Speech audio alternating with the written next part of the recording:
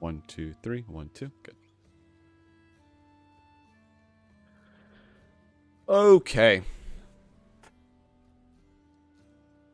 I didn't finish this debate yesterday, so we need to finish this now. And I need to grind.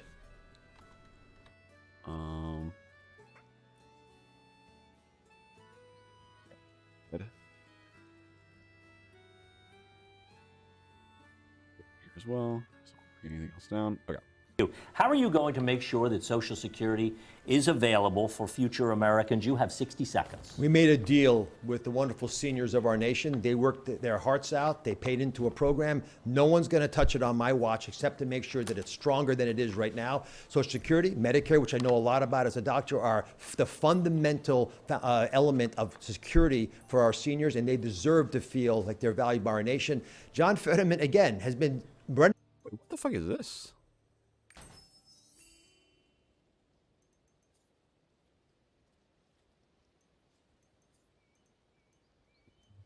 I don't know what these are.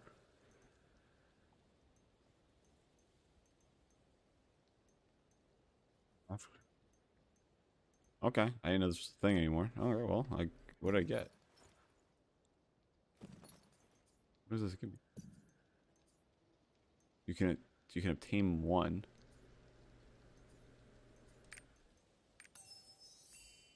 Okay. Cool. Ads and saying that I'm against those with no proof. I've never said anything different than what I'm saying to you on this stage. But in an effort to fearmonger with people who are older and can be taken advantage of, he'll run these ads. John, it's reprehensible, but it's also reflective of your approach to doing these things. You haven't shown up on the campaign trail. You haven't answered questions from voters, not once on the campaign trail. You haven't answered questions from media once on the campaign trail, even just to show off that you could do it. And this is the only debate I could get you to come to talk to me on. And I had to beg on my knees to get you to come. And if it wasn't for Dennis probably getting involved, I don't think it would have happened. Seniors need to know more about your radical left positions, and I need to be able to tell them about my positions. That's what democracy is built on. We exchange ideas, the voters decide. You have hidden from them. Mr. Oz, I'm going to let you have 15 seconds in a moment, Mr. Fetterman, but can you give us a specific example of what you would do to protect Social Security?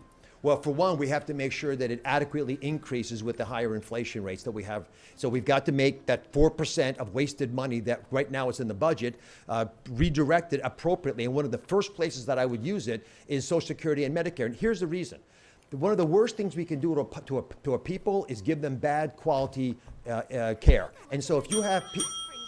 If you have people who are not going to see a doctor, for example, because they can't afford it, they'll get sicker. Bad medicine means more cost. No one benefits. Thank you. Mr. Fetterman, he said a few things a moment ago. I want to give you 15 seconds to respond to them. He said things, now you say things. Go. Now, again, I can't just say one thing other than that Dr. Oz would not support, and he would support cutting Medicare. And that's John, why do you say that? I've never said that. It's absolutely a fact. It's a fact. You would have voted against the Inflation Reduction Act, which has dropped our prescription drugs, and he doesn't believe. Okay, gentlemen, we need to move on. Lisa. Okay, we need to get out of here. Moving on to the topic of education. The cost of college tuition is now out of reach for many, many families. Our question is for both of you. We start with Mr. Oz. What is your plan to bring down the cost of higher education long term? You have 1 minute, Mr. Oz. I've worked in academic medical centers my whole life, so I'm in higher education. And I can tell you the reason the prices have gone up sixfold in the last 40 years is not because the education quality is better. We've added extra layers of middle-level individuals who don't actually improve the quality education, in my opinion. There's a lot of expenses now incurred by these institutions, and it's not right for the American people to be stuck with the bill. I would push them to offer more electronic classes. Half the kids don't live on campus anyway. John Fetterman's approach, however, is not to deal with the unnecessarily high costs, but just to pay it. So if you want to pay students who didn't pay their loans back, basically what John Fetterman and Joe Biden are arguing for is for plumbers who didn't go to college and couldn't, for a bunch of reasons, afford it, to pay the bills of lawyers who went to graduate school and haven't paid their debt back. I don't think that's right for the American people. We want a fair system. Drop the cost down by pushing for more value for the money we're spending, and then ensure there's a high-quality education that lets people make a living when they graduate. All right, I will allow a 15-second rebuttal specifically on the issue of student loan debt, which Mr. Oz was referring to. Mr. Fetterman. Again, Dr. Oz, loves free money when it's a $500,000 tax break on one of his, homes down in a ranch in Florida, and whether it was a $50 tax break, about his farm in Montgomery County. So it's about supporting and helping, young earners, young students to give them a break. I believe that supporting. All right, let me just ask specifically with the plan to ease student loan debt, the debt forgiveness of $10,000, $20,000 for Pell Grant recipients. Do you support that position? I do absolutely support that. I believe, like I said, it's about helping young learners, be able to get a better start, getting off in the start of their life. And I do believe that, and I believe a majority of Americans support that as well too, helping young learners. All right, Mr. Fetterman, I want to ask you the same question that I asked Mr. Oz, and what is your plan to bring down the cost of higher education long term? You have 1 minute. Yeah, I don't think he didn't answer the question whatsoever. I did answer the question. I believe, Mr. Oz, please give him a moment. You didn't. Yeah, come on. I fundamentally believe that every quality public university education should be very affordable in every state, and I think that needs to be a significant investment, to make sure that anyone be able to afford to go to get a 4-degree university degree, at Penn State or at Pitt or any state schools, to make it much more affordable. And that means acquiring a significant investment to make sure and create it affordable that every family can afford. How exactly, Mr. Fetterman, do you propose doing that to make it more affordable for families? Yes. How? No, I just believe, making it that much more, it costs too much, and I believe providing the resources to reduce the tuition to allow families to be able to afford it. All right, we have a follow-up question. This one now is for good. both of you. This is from News Nation viewer Ann Andrews, a registered nurse from Conneautville near Erie. Ann is a vocational educational instructor for a university and a practicing registered nurse. If you were elected, could you please tell me what you would be doing for vocational education in the state of Pennsylvania as well as our nation? So, Mr. Oz, if elected, what would you do for vocational education? You have 30 seconds. I've visited vocational schools. I have an answer, but John, because obviously I wasn't clear enough for you to understand this. There's no question that cutting out the middle levels of higher education and providing digital programs would reduce the cost of education. It's a concrete set of ideas that I'd like to move on. With regard to vocational education, this is really important for us to allow our trade unions to get more closely linked with the vocational schools. I was in a vocational school in Westmoreland, and they have about 1,000 kids. They could take 2,000 kids. Funding those programs is the smartest way to invest our tax dollars. We'll turn out twice as many children who have a job as soon as they graduate. It supports our trade unions who want those kids in their positions anyway. It makes the whole program work. Thank you, Mr. Oz. Mr. Fetterman, if elected, what would you do for vocational education? You have 30 seconds. Again, I think it's just the same the way that university 4 degrees as well too. Supporting that and partnering with the unions and making sure that vocation training is affordable, and providing the resources to make sure everyone has the opportunity. Going to college isn't the right choice for every person, but going to those kind of vocational schools, able to create a career to reach a lot of high salary, and again, supporting, reduce those costs are critical too. All right, thank you, gentlemen. Dennis. Moving now, multiple members of Congress, specifically Democrats, have called for the Supreme Court to be expanded. Candidates, we want to know where you stand on this. Mr. Fetterman, back in the court. Should the Supreme Court be expanded? And if so, by how many justices? You have 60 seconds. I don't believe, I don't stand, and I don't believe in that.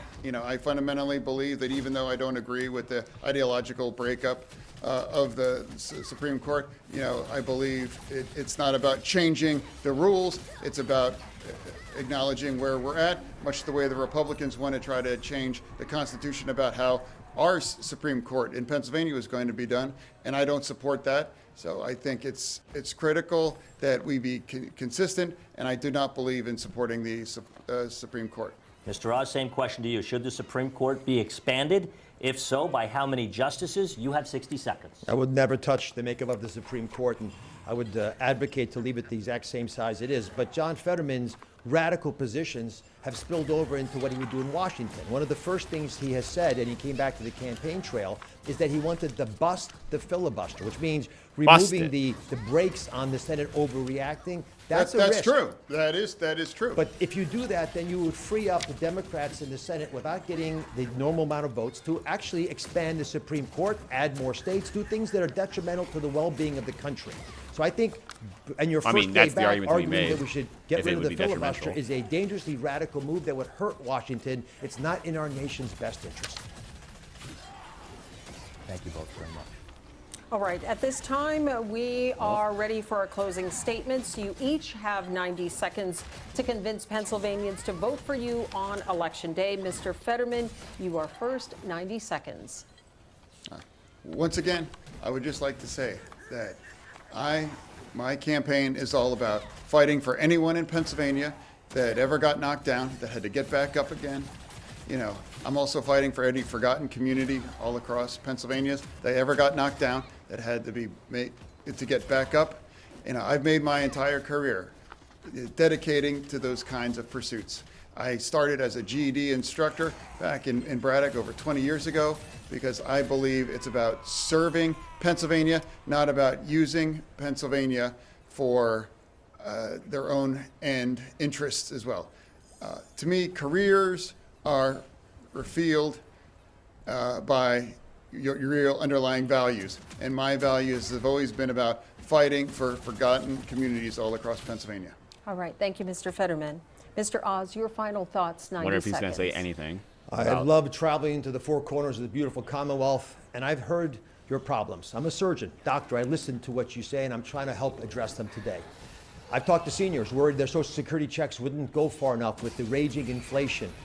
I've talked to couples when I make their first down payment on a new house and they can't afford it anymore because of interest rates. I've talked to families. You want to cut Social Security? Oh, no. Mr. Fetterman, it's his turn for his closing. Yeah. I've talked to families worried about fentanyl showing up in their mailbox and literally taking the lives of their children who they find blue in bed. I've talked to families who won't let the kids go outside because of the crime wave that's been facilitated by left radical policies like the ones John Fetterman has been advocating for.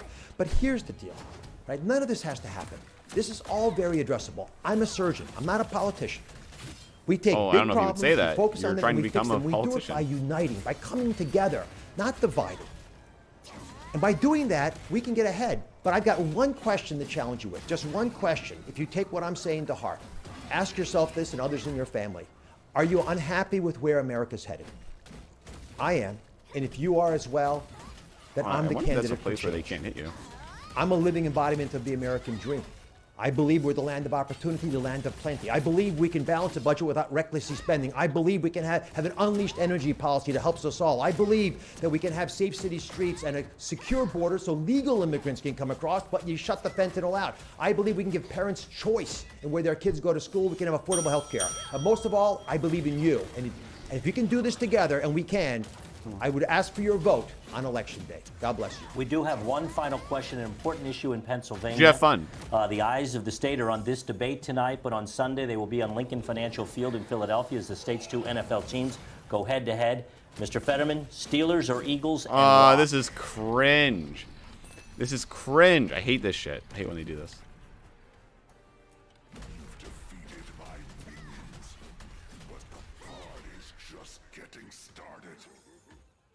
I'll teach you to defy the darkness. Oh, clearly, always for the Steelers. Mr. Oz. I'll be at the game rooting for my Eagles. Oh, my God. Fly, Eagles, fly. Gentlemen, thank you both so much. This does cringe. conclude I our hate debate. everything. We do want to thank our candidates for being with us, Mr. Fetterman and Mr. Oz, and for all of you at home who have been watching. Thank you so much. And we want to thank our team at WHTM for hosting us at their studios tonight. Remember, voters, that Election Day is just 2 weeks from today on Tuesday, November 8th. Thanks for being with us, and have a great night.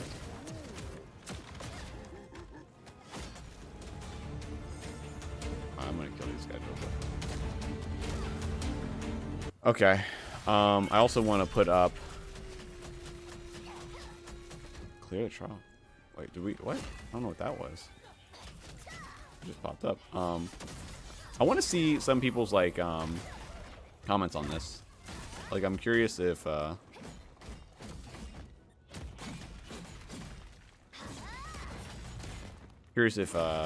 other people have seen his, performance. Or just the overall thing. So I'm gonna see if I can find some videos on that real quick.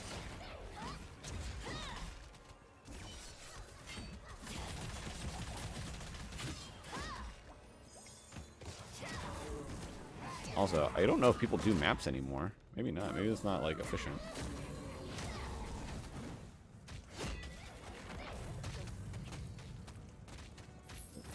We sit here. Still hit us?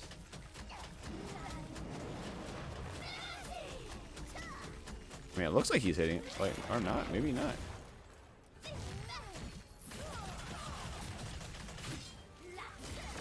Oh no, he's definitely hitting us.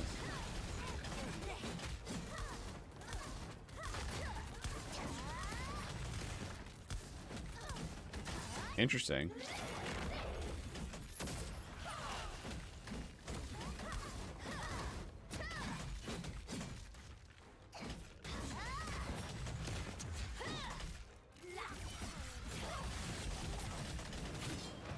They fucking figured it out how to fucking cheat this shit. And have bots and not get killed. God tier.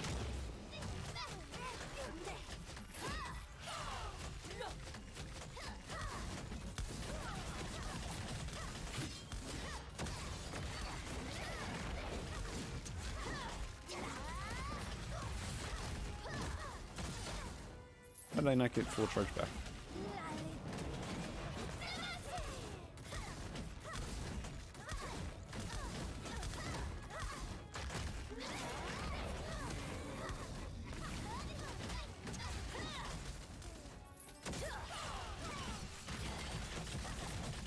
It up.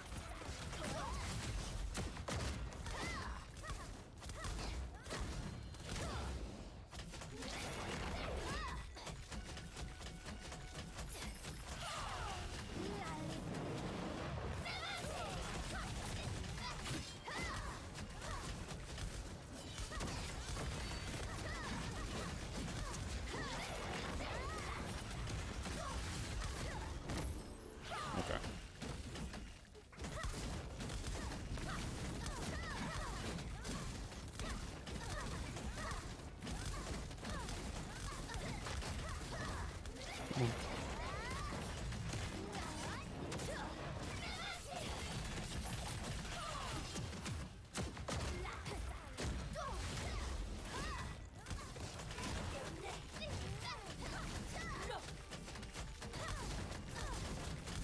Nice.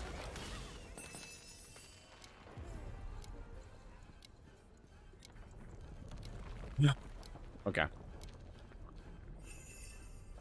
I wonder if they will bet on this. What do these sell for?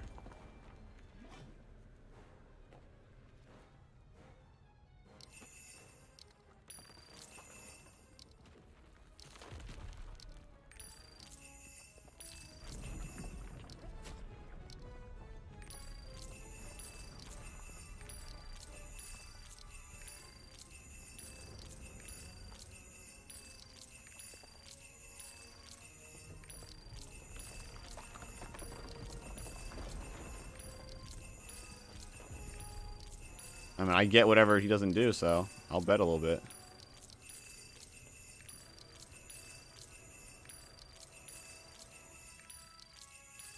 Okay, I'm not gonna go any more than that. That's fine.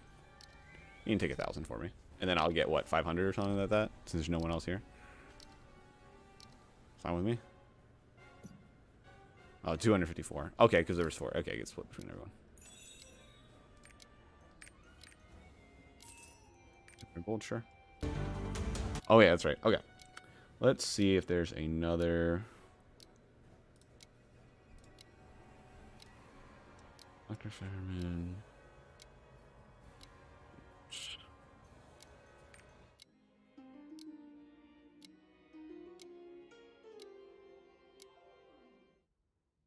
Okay, we got this.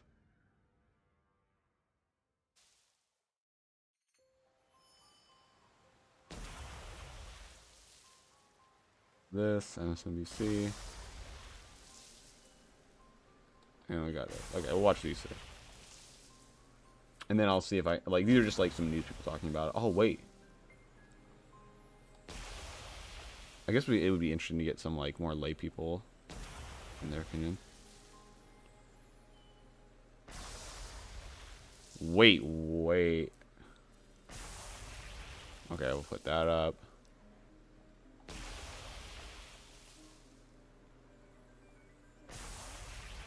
Okay.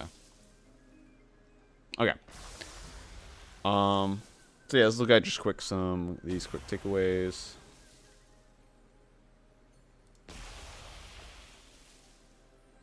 Join me now for more national political reporter for the Philadelphia Inquirer, Jonathan Tamari. So, Jonathan, you've been following this race from the very beginning. What did you think of Fetterman's performance, and did it ease concerns about his health? It was a tough night for Fetterman, I think, and I think even Democrats are saying that today. It certainly did not ease concerns. We have seen him do some public events, do interviews with editorial boards and reporters, and he's often been smoother and more fluent than he was last night. Last night was a lot of people were watching because there have been questions raised about his health for some time now, and it was not one of his stronger nights on that front. And as I think you pointed out, it doesn't necessarily mean that he has cognitive issues. He seems to... True. I should have mentioned that too during the whole thing. Speaking problems don't necessarily mean anything like cognitive. Like, he can probably like make Wait, is this what I want? Why do I have these? Wait, what are my items? Hold on.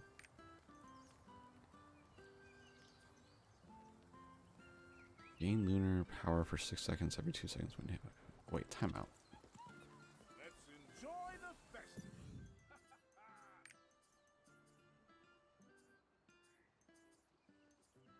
Where am I getting these harsh items from?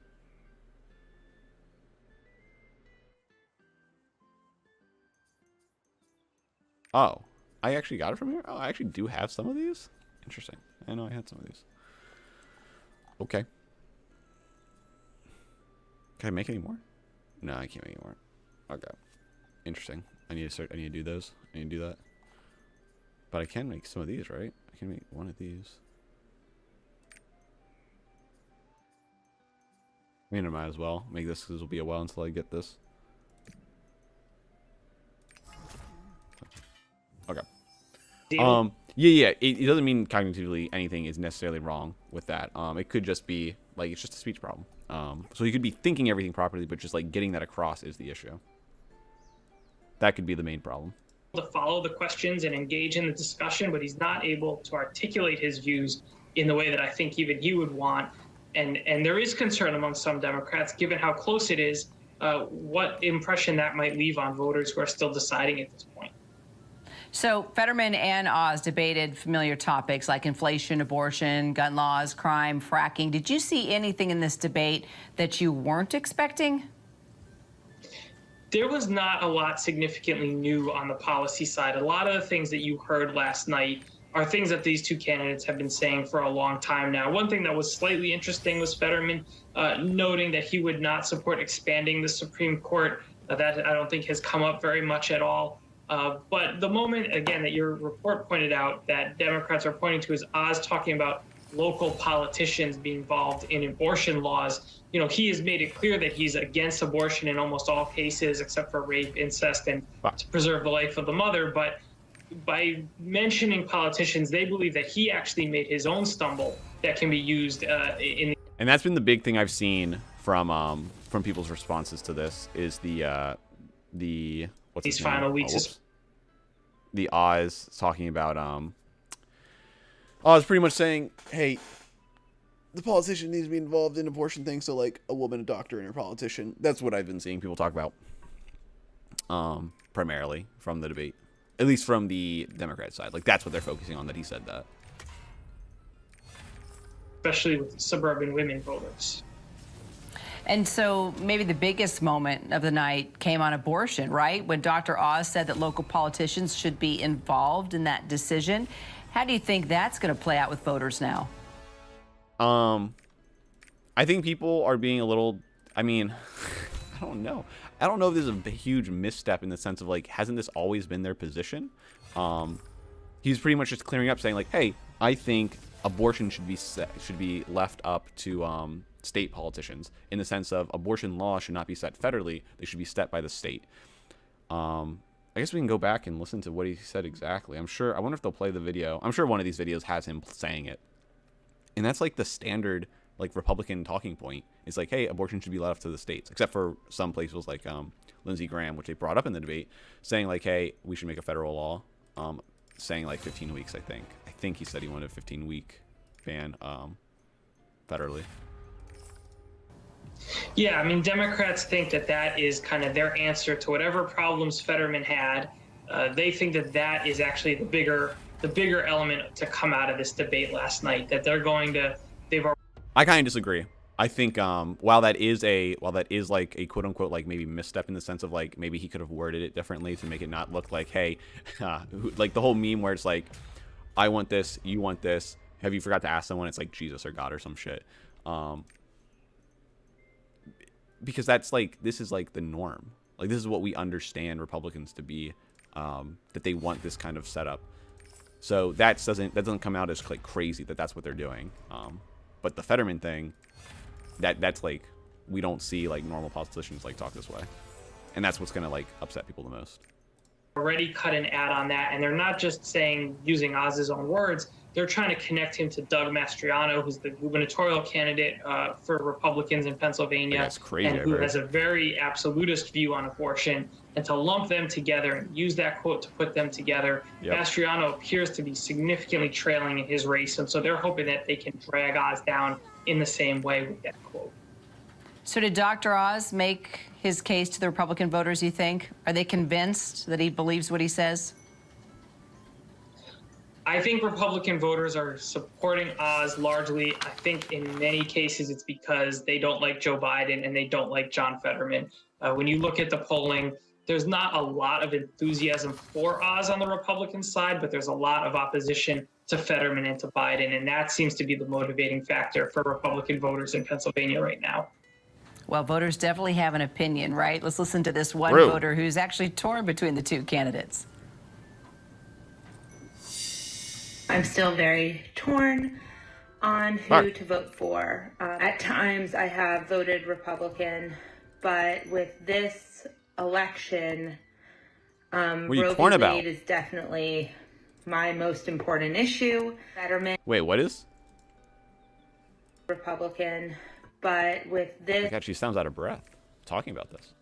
This election, Roe v. Wade is definitely... Oh, okay. My most important issue. Fetterman just doesn't seem great. Dr. Oz, I do think came off better than I expected him to. Yep. But I just don't know if I trust him. In general, I don't think a lot of people are thrilled with these candidates. All right, clearly that's just one. That's what I heard too when I asked like one of my friends about this, if they've seen it, and one of them watched at least some of it when I was watching it, and they had the same like kind of opinion. They both seem kind of shitty. One voter. What is sort of the feeling, though, overall, with regard to what voters are saying? Are they being swayed, one way or the other at this point? Well, I think that when that voter mentioned Roe v. Wade, that's exactly what Democrats are hoping for, and that they're hoping will tip someone. That definitely is the thing I think people are hoping for, is that it will be focused on Roe v. Wade. And since most Republicans are putting up some pretty bad legislation thoughts or like how it should be run, I think they can use that as like the big wedge point to be like, hey, if you want fucking abortion rights, you have to vote Democrat. Like that in her direction. But, I think also she mentioned Fetterman, and so will she see clips of this debate, or did she watch the debate, or voters like her, did they watch the debate? Generally, if somebody's undecided at this point, it often means that there's somebody who hasn't tuned in particularly closely, because the people who are really hardcore into politics generally get a sense of who they're going to support. So will she actually see, or voters like her see, really hardcore this debate? Politics, Republicans are going to try to make sure they see clips of it. Yeah. But again, some folks have said, well, if you're not seeing the full thing, you get the full effect of what issues Fetterman had with his speech. Whereas the Oz clip is just one small snippet that Democrats are going to try to put in front of people. And I think at this point, if you're undecided at this point, it's hard to say exactly what's going to tip you, because there's so many arguments being made. But it does seem like it's going to be a race that comes down to just a few percentage points. All right, we're watching closely. National political reporter for the Philadelphia. Okay. I'll be honest. I think this is like a big loss for Fetterman at that point. I think it like is gonna hurt him. And I wonder if they've done polling since then. I should look that up.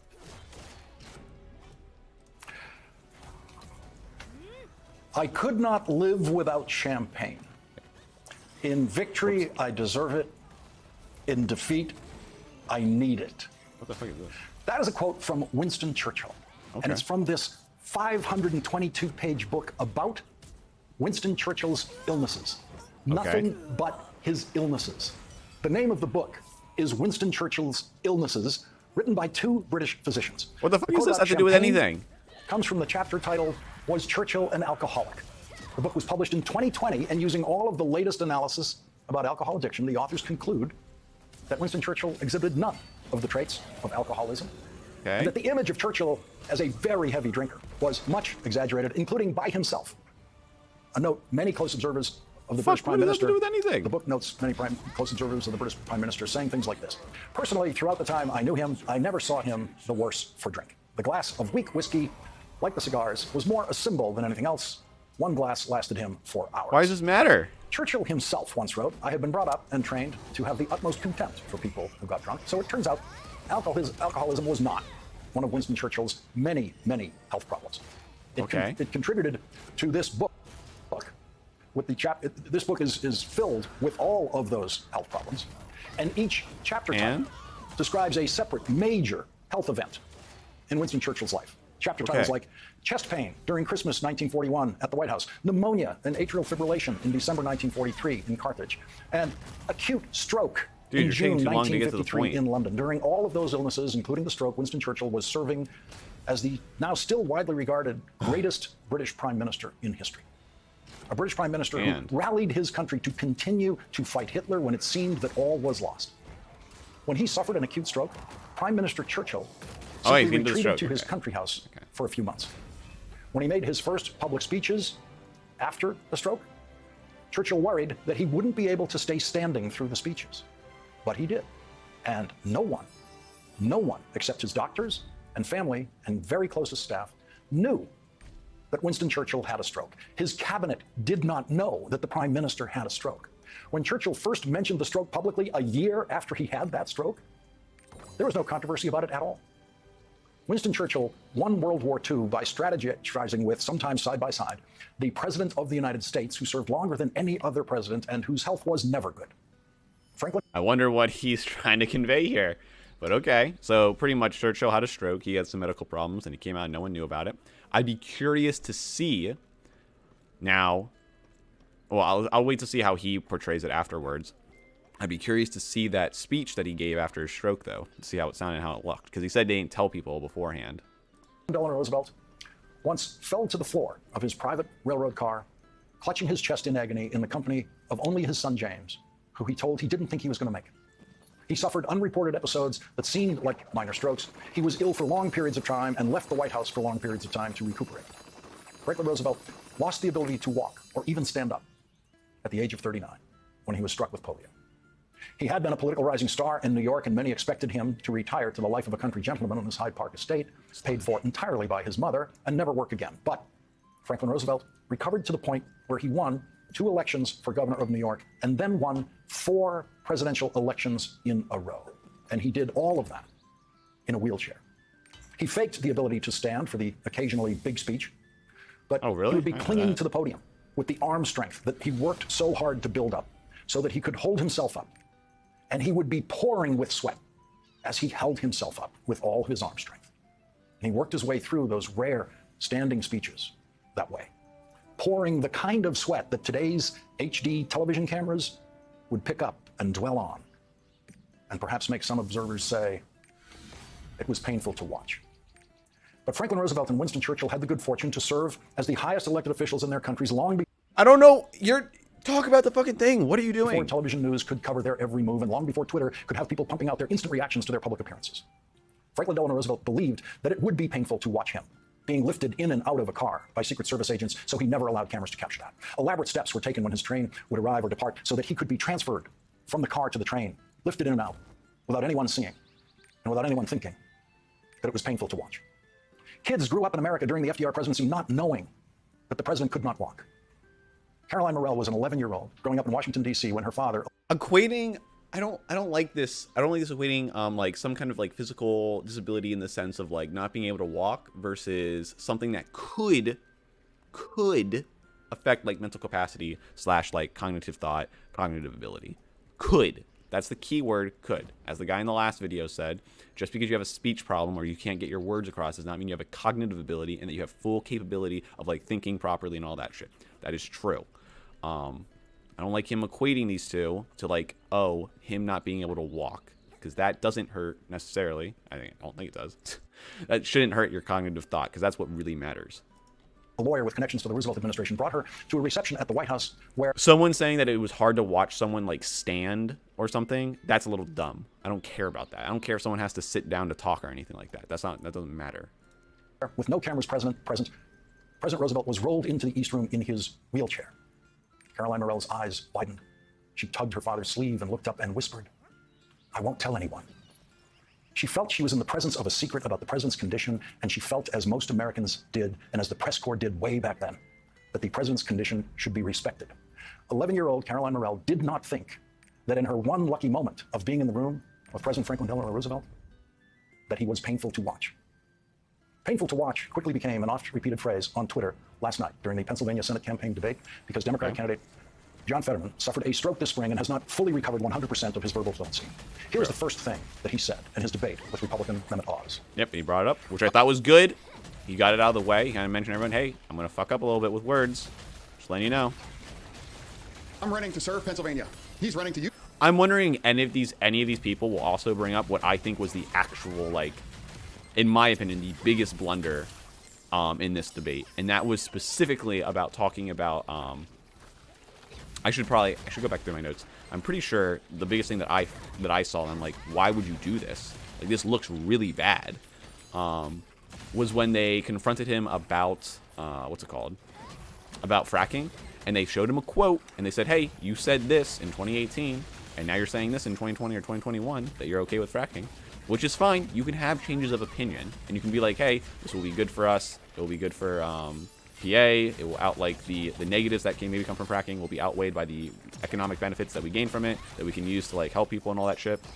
That's fine. You can make those arguments, but to just say that that's a lie and that you like, I always liked fracking. I never was against fracking, and that yet you have a quote of them saying like, I'm against fracking. I never like when they ask you to justify those two things, you can't just not say anything about it. You can't just be like, I always liked fracking. You're like, okay, so you're saying this is a lie? You're saying this isn't real?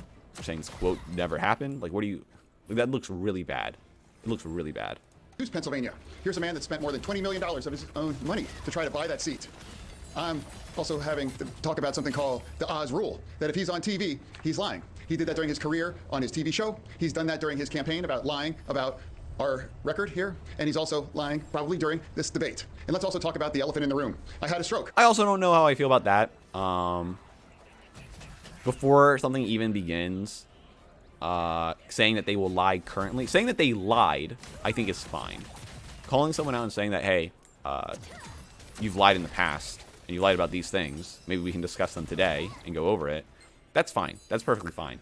Saying that you're going to lie during this debate before it even happens, I don't know. It might be good rhetorically for some people. I think that I don't like when people do that. I think that's bad. It's like, okay, come on. Like, come together right now and be like, hey, we're going to have this debate. If you do lie, I'll call you out on it. But to just assume that he will instantly and say that out front at the very beginning, I don't know if that's a good way to go about it. Maybe it is. Me personally, I don't think I would do that. He's never let me forget that. And I might miss some words during this debate, mush two words together, but it knocked me down, but I'm going to keep coming back up. And this campaign is all about, to me, is about fighting for everyone in Pennsylvania that ever got knocked down, that needs to get back up.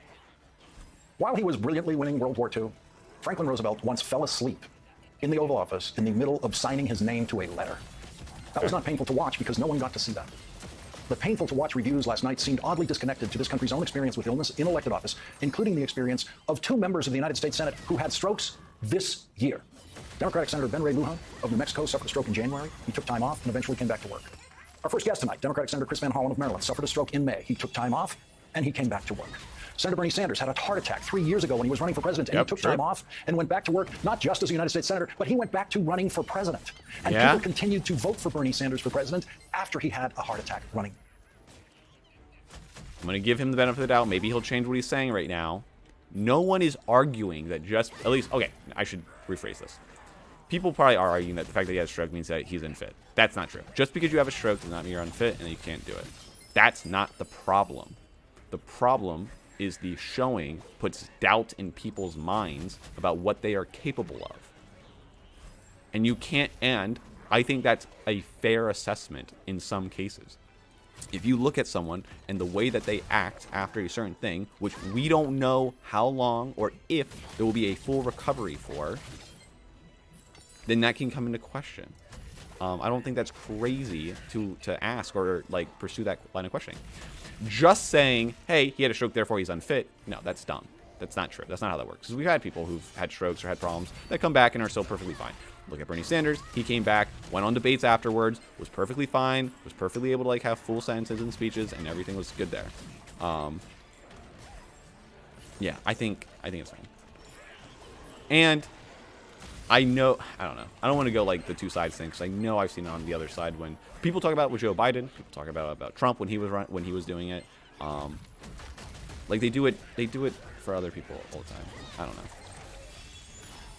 know. Yeah. That's all I'm going to say for that. It's like, just because someone had a stroke is not the reason, but the repercussions of certain like medical problems could call into question their ability to run or their ability to like be in office.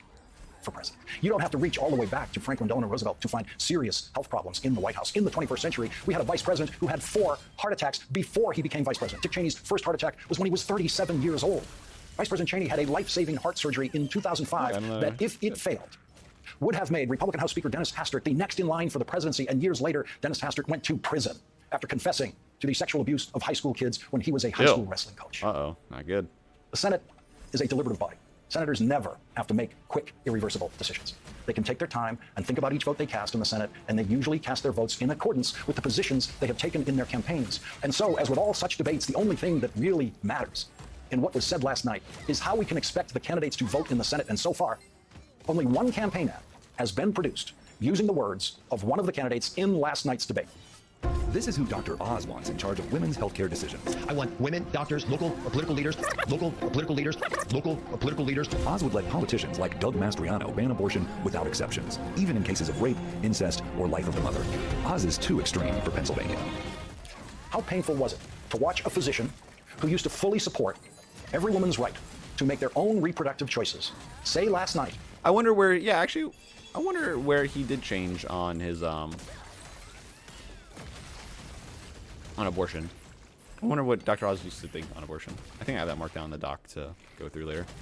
But in any case, again, being charitable, he could be against abortion, technically be against it, and think that, but he could at the end of the day think like, well, it's not up to me, it's up to the people of the state to vote in such a way where they get what they want.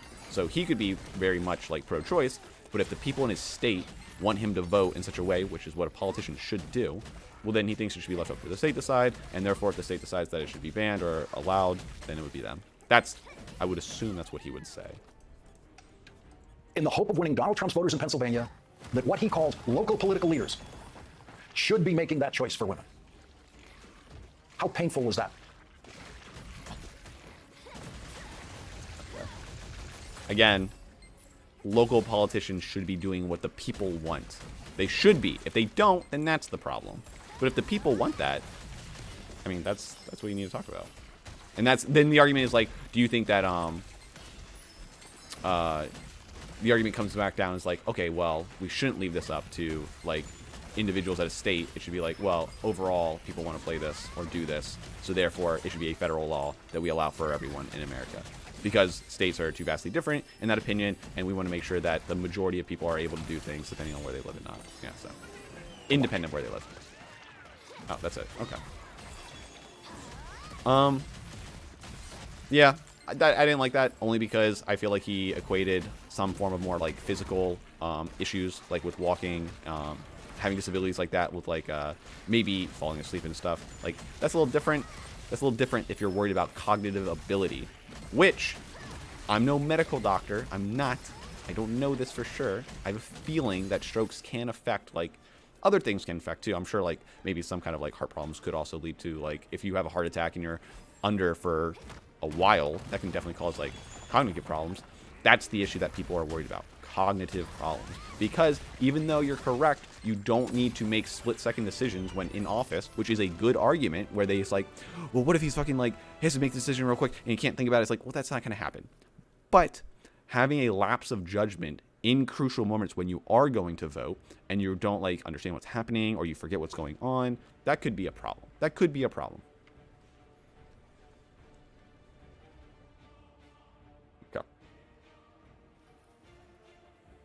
Let's see. I do like one thing that this guy said was the fact that he didn't, what's it called? What is it called? He didn't justify or say that it wasn't that bad or anything. Like, he's saying, like, it was, he pretty much did say that it was probably painful to watch by saying, like, people probably would have seen other presidents if they could actually view all these things that they were going through. People would have looked at that and said that that was painful for watch. So he is understanding, like, it is hard to see. Like, it is rough to see people go through this. So I'm glad he didn't downplay that, at least. Because I expected people to do that. I was expecting some people to be like, oh, it wasn't that bad. Oh, he was perfectly fine. I was like, come on. Like, no, dude. Okay, let's see this one. We are just 2 weeks away from the critically important midterm elections, and I've been talking to strategists and pollsters from both parties today to try to get a sense and share with you what they think the lay of the land is right now. So allow me to be your guide, if you will, as we take a look at what they think is actually going on out there. Because earlier this month, you might remember, we told you about how President Biden's pollster had coined this election headwinds versus head cases. The headwinds, in his view, challenging the Democrats, majority disapproval of President Biden. I think this goes over the high Fetterman inflation, case. possible recession, among other factors. The head cases hindering Republicans, what alarming. But when Democrats are concerned about House seats in New England, that is a flashing red light. First Lady Jill Biden heads to Rhode Island tomorrow to help a Democratic House candidate there. Vice President Kamala Harris visited Connecticut earlier this month to help a House Democratic candidate there. And Republicans are reportedly now recommitting money in New Hampshire to try to unseat Democratic Senator Maggie Hassan. Continuing our trip now through the political landscape, let's go visit my home Commonwealth of Pennsylvania. Tonight, the two Senate candidates in that race sparred in their first and only debate, Democratic Lieutenant Governor John Fetterman versus Republican candidate Mehmet Oz. I'm also having to talk about something called the Oz rule, that if he's on TV, he's lying. John Fetterman takes everything to an extreme, and those extreme positions hurt us all. Now, this race looked like a slam dunk victory for Fetterman early.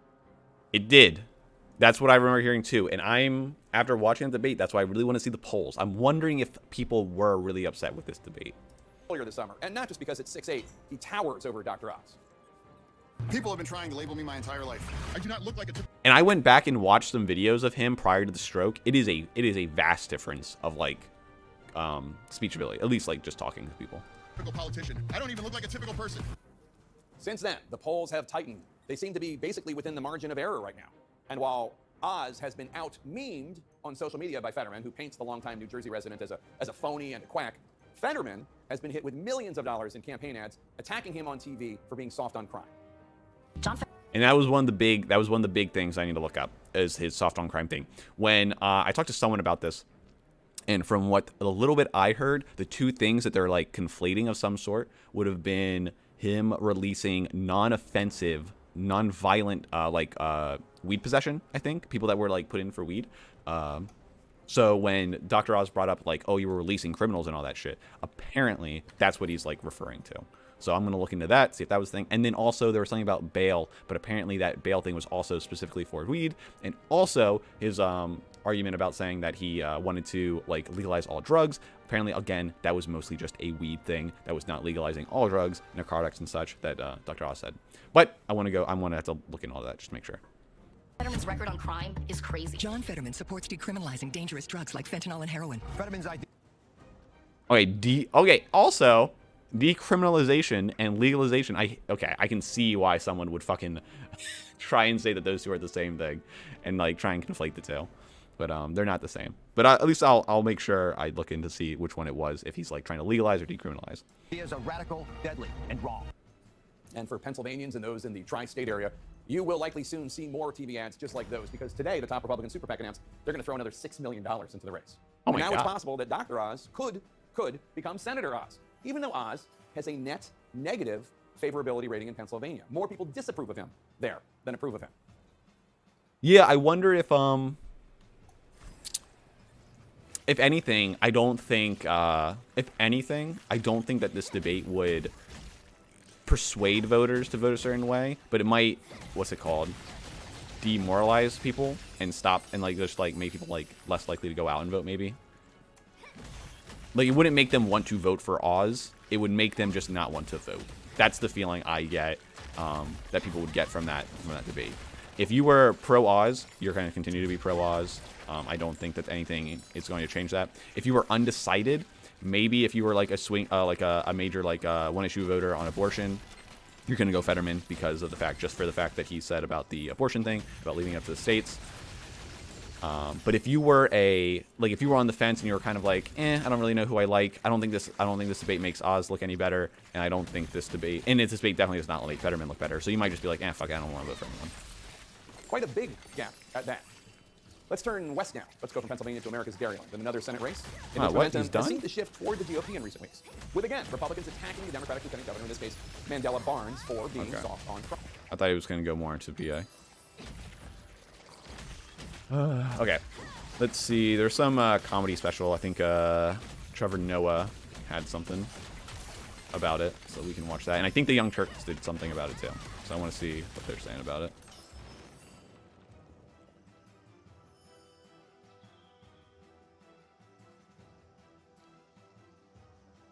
Where did I put that video? Okay, yeah.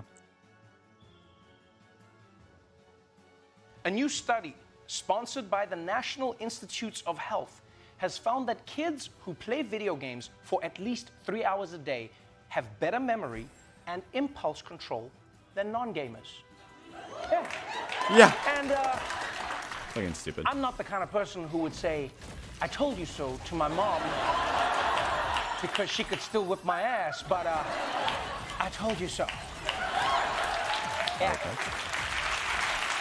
And? Okay. Just making sure she's not behind me. But yeah, it turns out gamers have great impulse control. So the next time a teenager calls you the N-word in a game of Call of Duty, you already throw it through. In travel news, Virgin Australia has announced that for the next 6 months, why is this called? Who selects a middle seat will be automatically entered into a lottery with more than $230,000 worth of prizes up for grabs. Yeah, and here's my first question. Is one of the prizes an aisle seat? I don't. Because, I mean, that's the only way I'm ever selecting a middle seat. This is not about, yeah. Plus, winning the lottery makes it worse. Now I'm in the middle seat and the aisle and window seats are looking to rob my ass. Just like, well, if it isn't Mr. Jackpot, leave me alone. Oh, here's one of the strangest human interest stories I've ever heard. A hermit, oh my God! known as the world's Get to the dirtiest fucking. Man, right, actually known as that, has died. We're okay. We're skipping some of this. Oh wait. Of being kissed by Ted Cruz. There was a major debate last night that could change everything, and we'll tell you all about it in our ongoing coverage of Vote Demic 2022. Okay. The big question leading up to Election Day right now is, who will control the Senate when the dust settles? True. And with so many close races around the country, it could still go either way. Yep. But a pivotal moment may have occurred last night at a debate in Pennsylvania. On one side of this neck-and-neck race, you have Democrat John Fetterman, Lieutenant Governor and bouncer on the set of Jerry Springer. And on the Republican side, you have Dr. Oz, not to be confused with the Wizard of Oz, who also lived in a mansion that wasn't in Pennsylvania. Now, got him. After securing the Republican nomination, Dr. Oz has been trying to distance himself from the MAGA side of the force and reposition himself as a bipartisan voice of reason to try and scoop up all the centrist voters on Election Day. You know, he's basically doing that TikTok thing where you flip your hair down and then when you come up, you act like you suddenly didn't want to hang Mike Pence. You know that thing? Oh my God. But here's the thing. Being pro-Trump and pro-reasonable is a lot harder than people think, which was apparent when Dr. Oz had to explain his position on abortion. Should abortion be banned in America? 60 seconds. There should not be involvement from the federal government in how states decide their abortion decisions. As a physician, I've been in the room when there's some difficult conversations happening. I don't want the federal government involved with that at all. But the state government, now that's a different story. The state government should definitely be involved. That is kind of funny, the way that he goes like, federal government, big bad. So you don't want the government involved? Well, state though. The state would be different. Want women, doctors, local political leaders, letting the democracy that's always allowed our nation to thrive, to put the best ideas forward so states can decide for themselves. Oh yeah, that's right. Dr. Oz said abortion rights should be decided by women and their doctors and local political leaders. Which was pretty slick, right? I like how he did it, because he started that sentence like he was on the side of women. Yeah. And then he snuck in the politicians at the end, like a teenager buying condoms at a gas station. Ew. He's like, oh, let me get those Cheetos and the root beer, and can I get the Trojan condom, please? We're gonna get reserve at the back. I mean, let's be honest, if you're pro-choice, what Dr. Oz is suggesting is bullshit. Right? I think we can all agree. There is only one politician who should have a say in your abortion, and that's Herschel Walker, because it's his. It's his. Oh my God. It's probably his. Ladies, check. Damn. They're all his. Jesus. Now, unfortunately, the Democrats couldn't exactly take a victory lap after Dr. Oz's performance at the debate, because it was their own guy who was getting most of the attention. Lieutenant Governor John Fetterman started off the hour-long debate assuring voters he's still capable of doing the job of senator 5 months after having a stroke. Let's also talk about the elephant in the room. I had a stroke. He's never let me forget that. I might miss some words during this debate, mush 2 words together, but it knocked me down, but I'm going to keep coming back up. Fetterman's use of a closed captioning device during the debate, where he read questions in real time. Which, if people give him shit for that, the captioning, you're actually dumb. I think that is dumb. I think that's just perfectly fine. Time on a screen above the moderators sparked. Because, like, pretty much you're telling me, actually, I don't know. Could a deaf person, are deaf people allowed to run? I don't know if there's, like, laws in place to stop people with certain disabilities from running. Hold on. And a deaf person run for office.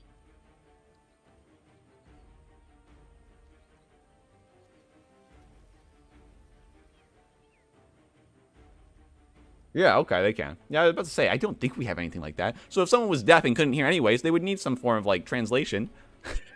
Yeah, I was about to say. So I don't see anything wrong with that. Anyone who's upset about that is just, that's dumb. Get over it. Debate on social media, with some observers seeing a strong performance amid recovery, while others cast him as unsteady. Fetterman especially lost his footing on the subject of fracking when questioned about a 2018 interview where he said, I hate also, I swear they're gonna show the clip where all he says is, I'm pro fracking, I like fracking, fracking good, or something like that. They're gonna show it where he said like the same sentence like 3 times in a row. And that's not the part that should be taken away from that clip. And that's what's upsetting as well, is that they're focusing on that stupid fucking fumble of just like word speech instead of like the issue of him not like portraying or like going forward with the ideas like, oh, you said you were anti-fracking, then you're pro-fracking. Tell us why you changed your opinion. And he doesn't even say anything. He's like, I've always been pro-fracking. He's like, so you're disagreeing with this quote that you have here? I've always been pro-fracking. He's like, okay. he would never support the industry versus his current position supporting fracking. I do support fracking, and I support fracking, and I stand and I do support fracking. You know what's interesting to see is how people have reacted to this clip. You know, because on the one hand, obviously that was a part of the debate that tripped him up because he has had a shaky record on whether he's for or against the fracking. But also, beyond that, people were wondering about the stroke. And it was interesting to see, if people support him, they're seeing a guy who's overcoming a temporary disability. Yes. But then the people who are against him see a guy who's not mentally fit to be senator. Yep. And I guess because of polarization... Well, hold on. To be fair, no. I do believe there are people that would want to see him overcome it, but don't think that he's fully overcome it to the extent that they want them to. So they can be happy that he's out there performing and like giving a debate. And it's like, yo, I'm glad he's out there. He's trying. He's doing it. But at the same time, someone could be out there trying to do something, and that's great that they're putting themselves forward and trying to better it, but they could still be incapable. And that's the part that then worries people that do want to support him. So I don't like him throwing out saying, if you see this and are like upset by his performance, then you are automatically against it, and you're saying that he's unfit. It's like, well, no, you could be pro him and just be like, fuck, I thought he would have overcome it better. Maybe try a little bit harder, or not try a little bit harder, because he's probably trying as hard as he can. I thought that he'd be able to overcome it to the extent where I would feel comfortable with him like performing the job. Like if I have a job that needs to be done of some sort and someone's trying really hard, I can take that into consideration and be like, oh, that's really cool that he's trying super hard to do this. But if he can't get the job done, well then what am I supposed to do? It's not like I don't want him to have it. It's like that with everything these days.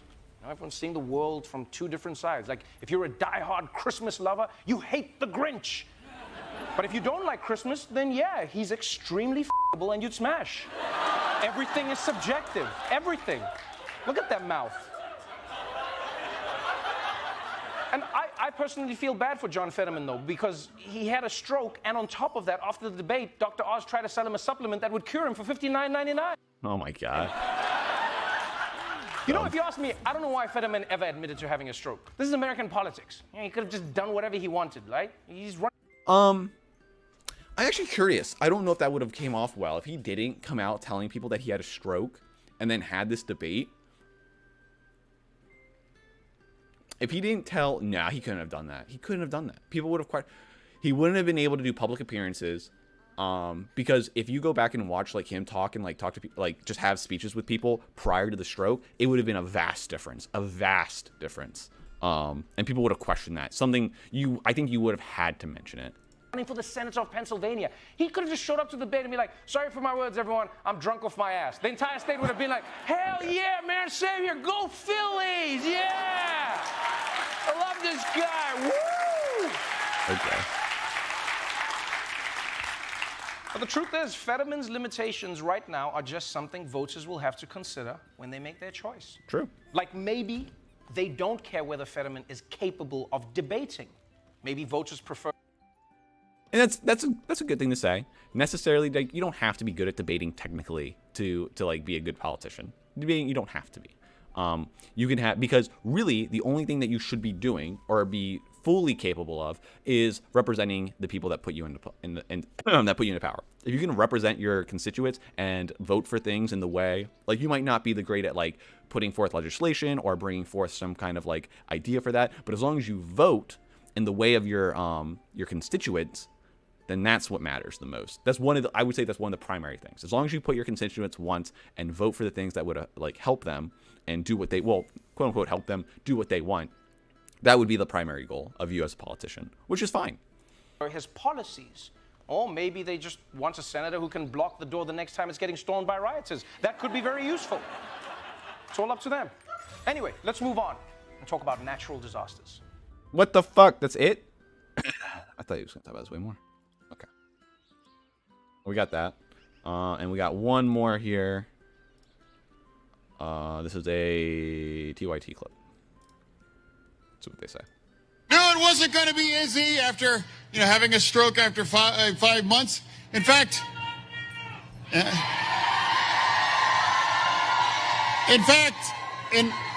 don't think that's ever been done before in American political history before, actually. Sounding better. After that stroke, I got knocked down, but I got back up. He's actually sounding... I wonder if I should watch that. I want to watch his that clip where this is from, because that does sound like just his inflection when talking sounds way better. Maybe it was more just nerves at that point, because I guess that is. I mean, yeah, because yeah. Well, let's see. Let's keep watching. That was John Fetterman back on stage one day after debating Dr. Oz. He used his platform Wednesday night not just to discuss his debate performance very openly and bravely, but also his opponent's unpopular policies and the fact that Oz has constantly capitalized on Fetterman's stroke as ammunition against him. Here are some highlights from the speech, a few more highlights. Okay. Last night, Oz said that, and I want to get this right, quote, local political leaders should decide whether a woman should be able to get an abortion. Okay. I mean, this is actually another vast difference.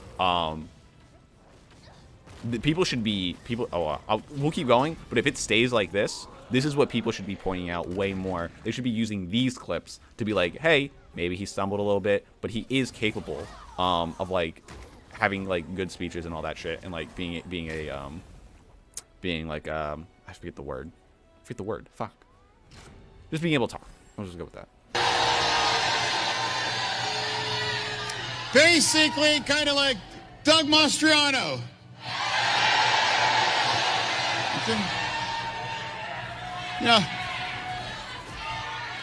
You know, for some of the focus on some of the words that I miss, you know, he really has to say that he had the worst line of that night. Pittsburgh always puts fries on everything, even on his crudités. Memeing. But let me tell you, you know, Dr. Oz has never let me ever forget having a stroke. What kind of doctor that has somebody that was sick wants to stay sick? If we don't do what we need to do, we're all going to have him for the next 6 years on that.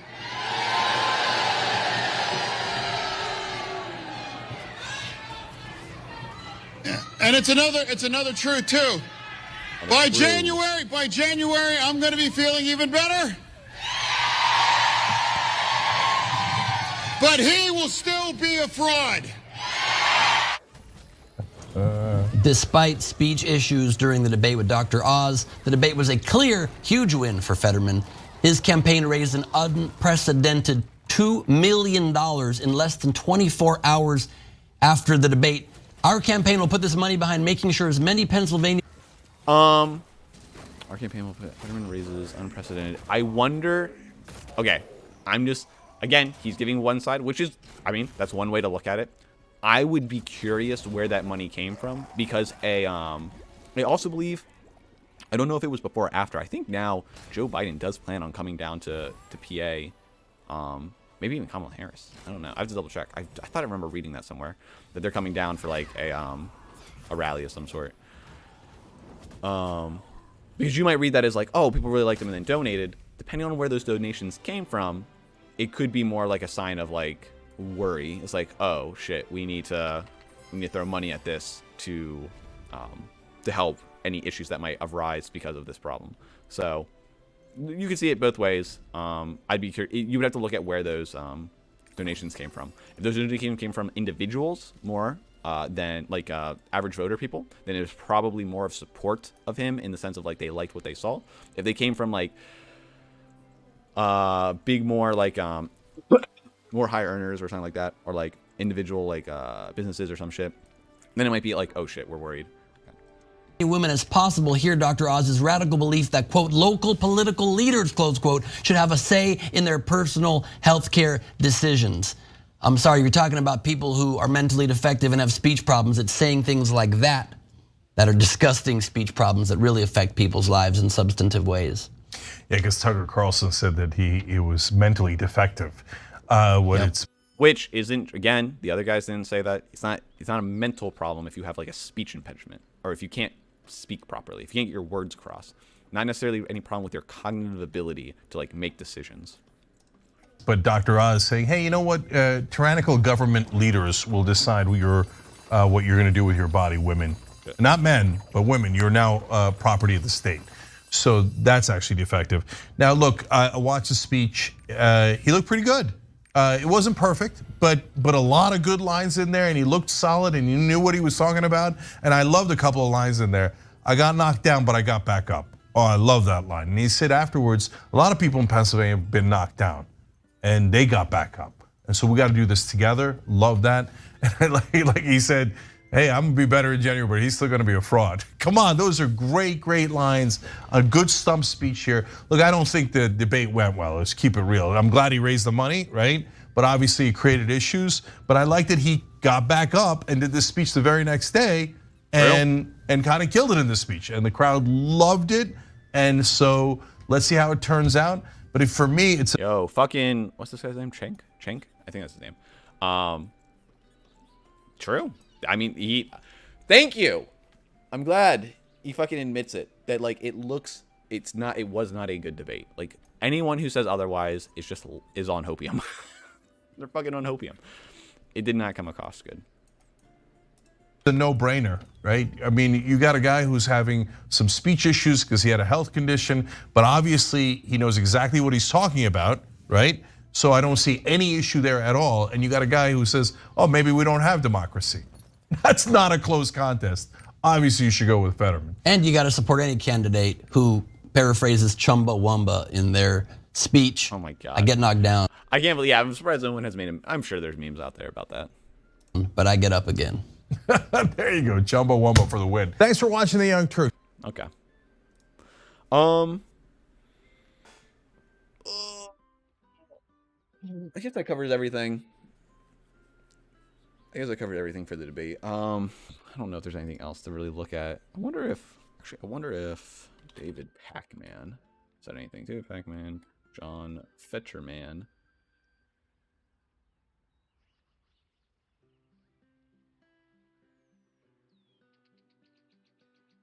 How can John Fetterman save his campaign against Dr. Oz? It was only a few. Oh, it was a few hours ago. So yeah, let's see what he says. Let's go next. Oh, it looks like he's a caller. Okay, let's see.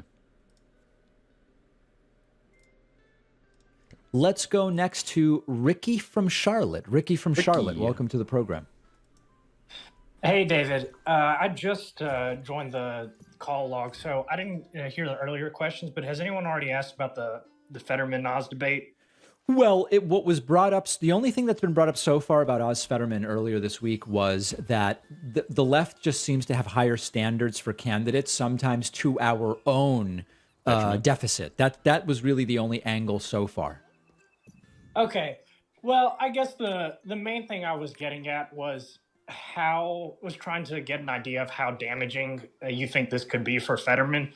And I know that it's probably remains to be seen. I was trying to look at other campaigns that have had things that in theory should have been disastrous, but some candidates still ended up performing better. Yeah. I don't know if you saw back in 2018 there was there's a famous brothel owner in Nevada who was running for election. He was a big friend of Donald Trump. I remember that. I don't remember the guy's name, but I remember Dennis that. Hoff. Dennis Hoff. Okay. He died 2 weeks before his election, and he still won by a 2-to-1 margin. Right. And so I feel dying has got to be worse than just having difficulty expressing yourself. Yeah. So here's my sense of this.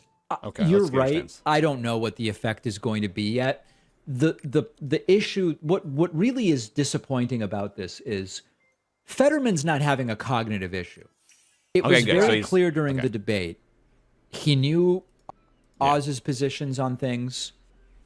He knew what Oz had said about different things. Yep. He was having an issue converting thoughts into speech. Yes. And it's not as though this would in any way limit his ability to be a senator. His doctors have cleared him for full senatorial duty.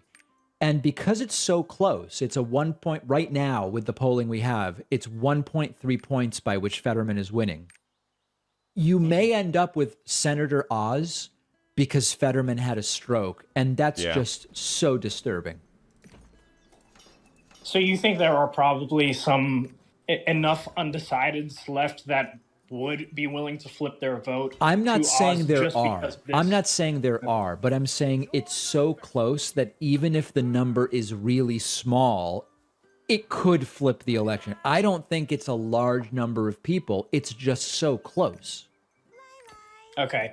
And I guess so the last thing on this is what do you think Fetterman could do from here, the last 2 weeks to turn this around? What's the I don't think you there's anything. I think it's the ground game. And I don't know that Fetterman publicly doing stuff is what he needs. I think it's just he's got to have a better ground game, get out the vote, put on repeat the fact that Oz said local politicians should be involved in making decisions about abortions, and hope that that is enough. Do you think, what if he did like a press conference with like a physician or something like that, and he was able to speak more clearly? Or the to issue is questions? it's got to go really well, and so he's got to be sure it's going to go so well that it will convince people, and I just don't know. Yeah. Okay. Yeah. Well, it's a frustrating situation. I agree with you. Yeah. Okay, cool. All right. Well, thanks for taking my call, man. All right. Good talking to you. Thanks very much. There's Ricky from Charlotte raising very important questions. That's for sure. Let's go to Ann in Wisconsin, another critical state in this election. Ann, welcome to the program. Hi. Glad that I got through. So I am looking at the macro picture of kind of American politics right now, and I am kind of scared of anti-Semitism. Yes. Letters in and so I'm curious. Actually, David Peckman watched the whole debate, which it looks like he did on his channel. Let me check here. I'm curious what his reaction was to that part.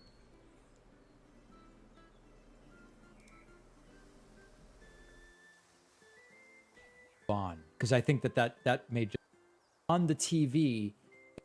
Paid, and it has never been an issue in any of the campaign before. It was all about nonprofit. Oh, whoops! I need to put this up on. Profit. All right, thank you, Mr. Fetterman. Continuing with you, Mr. Fetterman, your opponent has criticized Democratic spending. Okay, so people who say that people weren't, I don't know if justly upset or justly worried. I think I don't know. You can look at this and understand that there is worry to be there. As you heard, has the Biden administration overspent? And if so, where do you think spending should be cut? You have 60 seconds. No, here's what I think we have to fight about inflation here right now. That's what we need to fight about inflation. Right now because it's a tax on working families, And Dr. Oz can't possibly understand what that is like. Oh, wait, I need to prepare all my shit. Am I going to crash? Oh, no, we're good.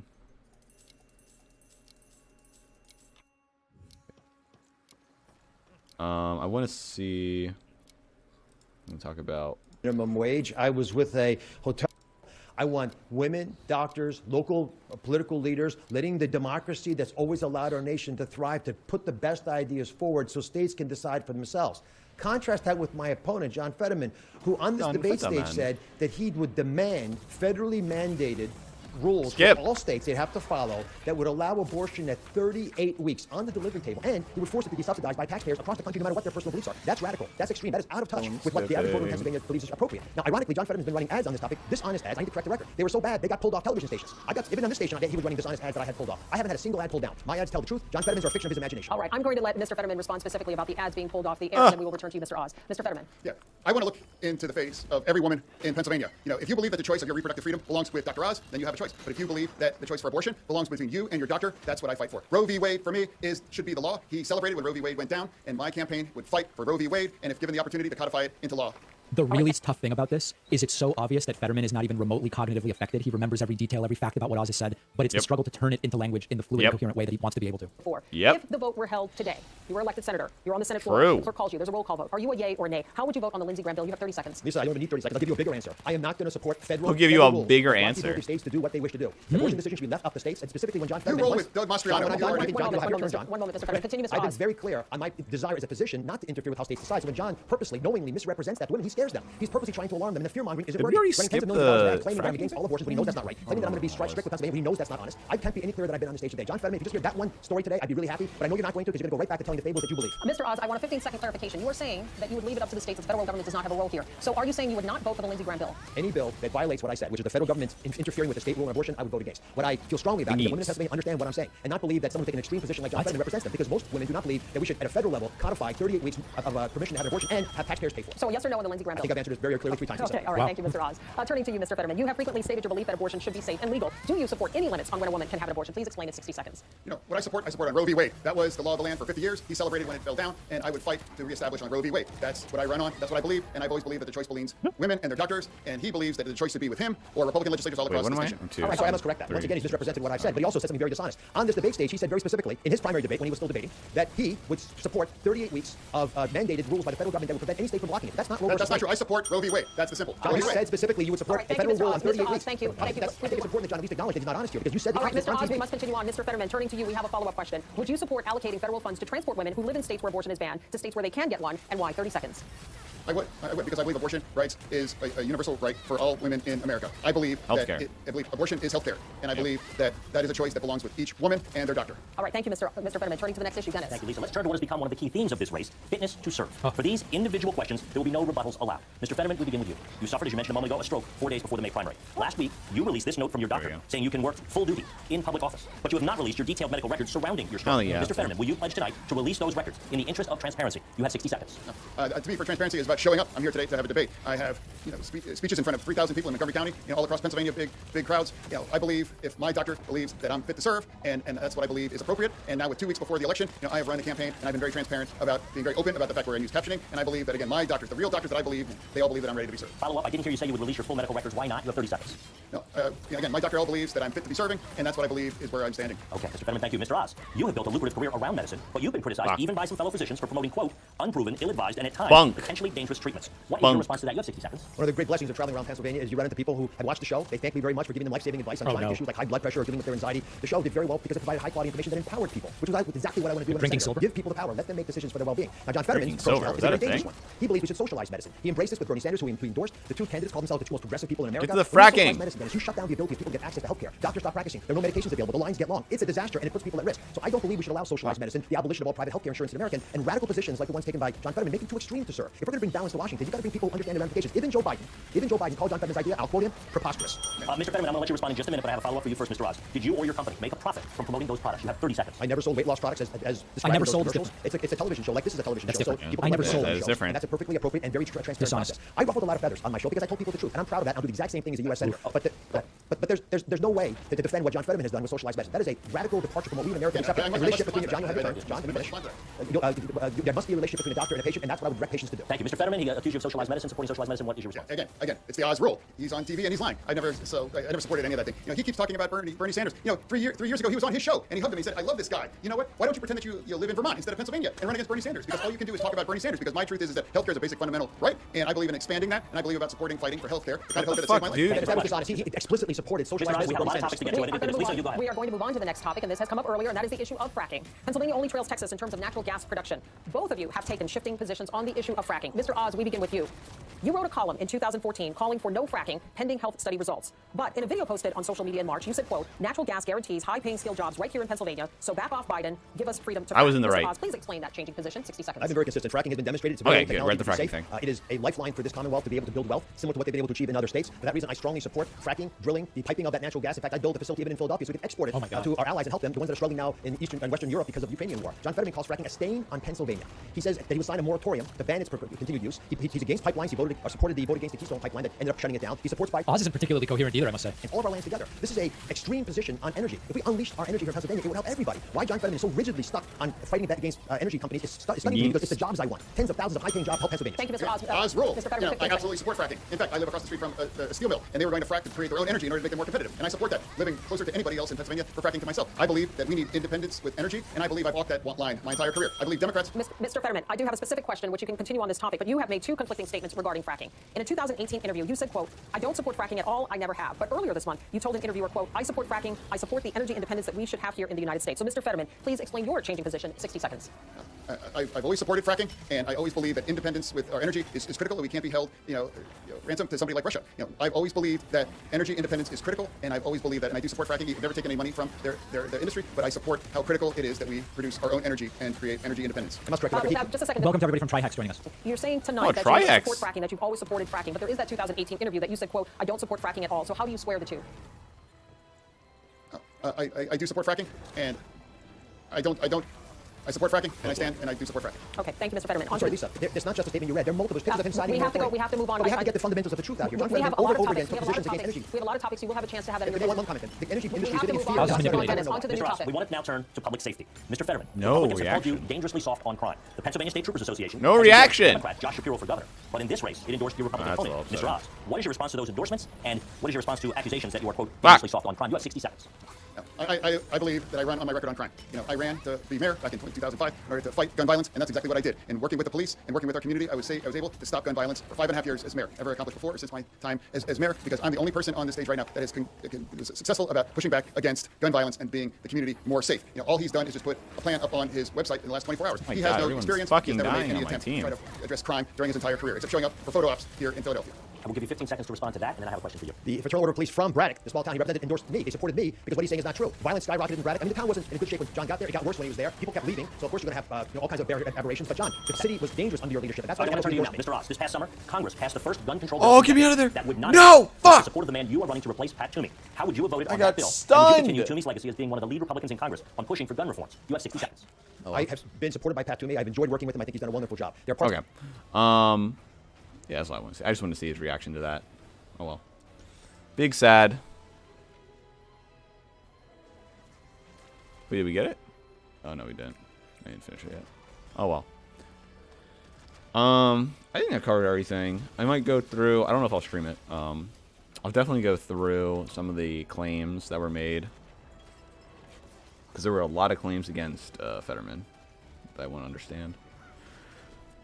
But yeah, I think that's it for now. I might stream it later, but who knows.